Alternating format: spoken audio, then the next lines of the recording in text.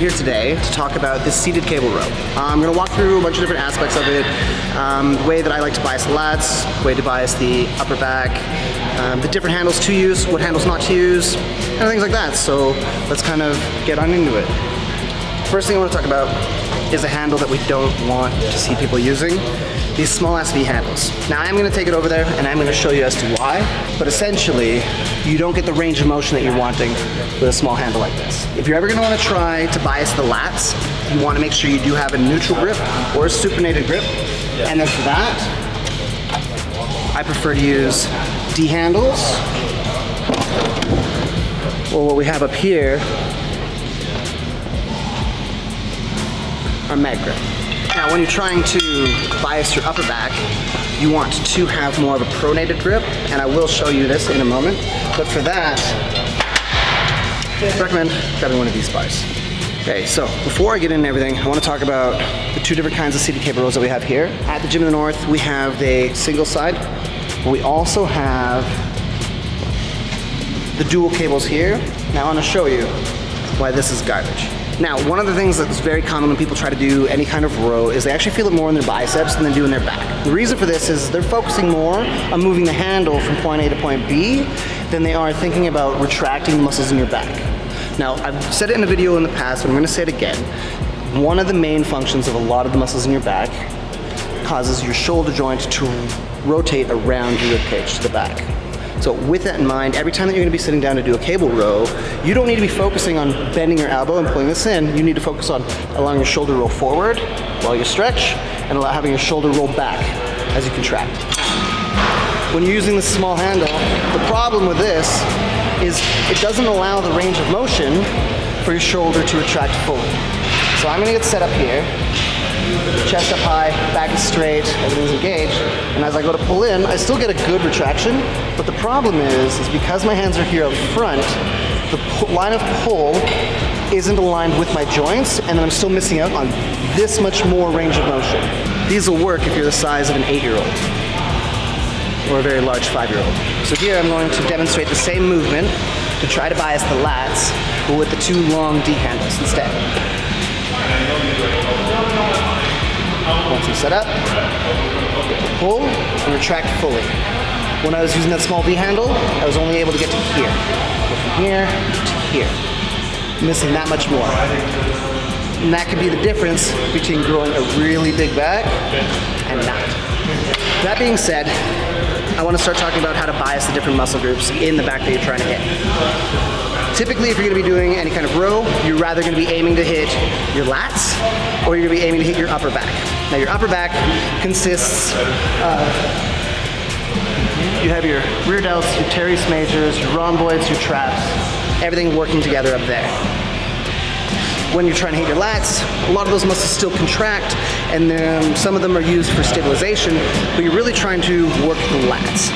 Now with your lats, they attach underneath your humerus, and it goes all the way around your rib cage, and you're trying to think to the center of your spine. So as you're going to be doing the row, you're not just pulling back, you're trying to pull back, down, and around. Now, I get to be a little bit particular and optimize this. When I try to optimize to hit my lats, I would prefer to do it as a single arm movement instead of a bilateral movement. This way I can focus solely on the one side, and I can really concentrate on the contraction. So in order to do this, I actually sit on the side edge of the bench, and I have my shoulder joint lined up with the table. So from here, I'm fully extended, my lat is not yet engaged, leg is straight. Now from here, I'm going to depress my shoulder, and that engages my lats, and then from here, I'm trying to pull my elbow around my back towards the center of my spine, while everything's perfectly in line. It's a short range of motion, because anything beyond here, my lat wants to let go. So like a lot of people, they'll reach out to here, my lat's soft. There's nothing on that. That's all upper back now, that's all engaged there. So again, it's a short range of motion from about here to about here.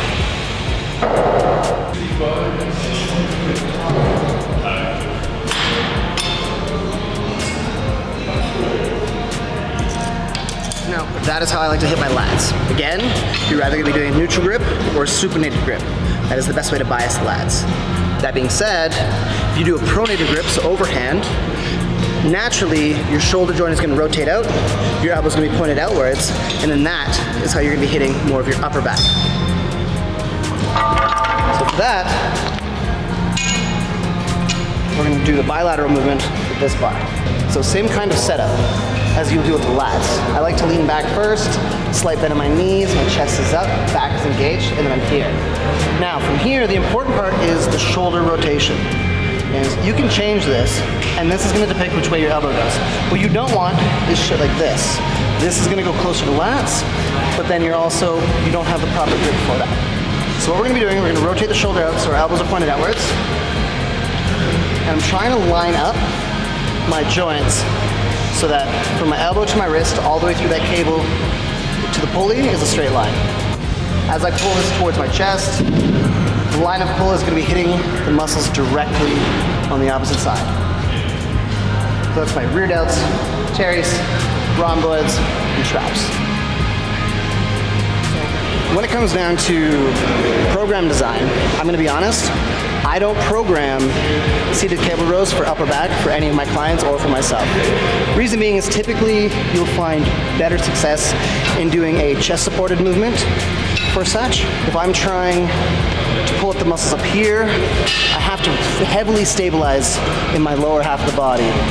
And being that it's higher up, it's really going to try to pull, so I'm not going to be able to stabilize as well.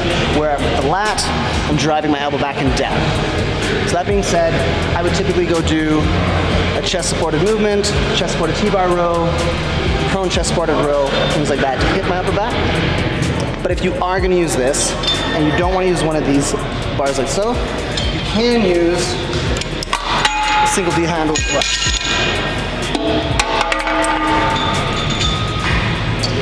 Now that being said, you're going to line it up in the same way that you would for the lats, but instead of having neutral grip, we're going to go pronated grip, shoulder rotated so the elbow's out, making sure my shoulder rolls all the way forward and pulls all the way back, trying to avoid twisting my whole torso and avoid like really letting everything go as well. Keep the tension on the muscle, drive that elbow back.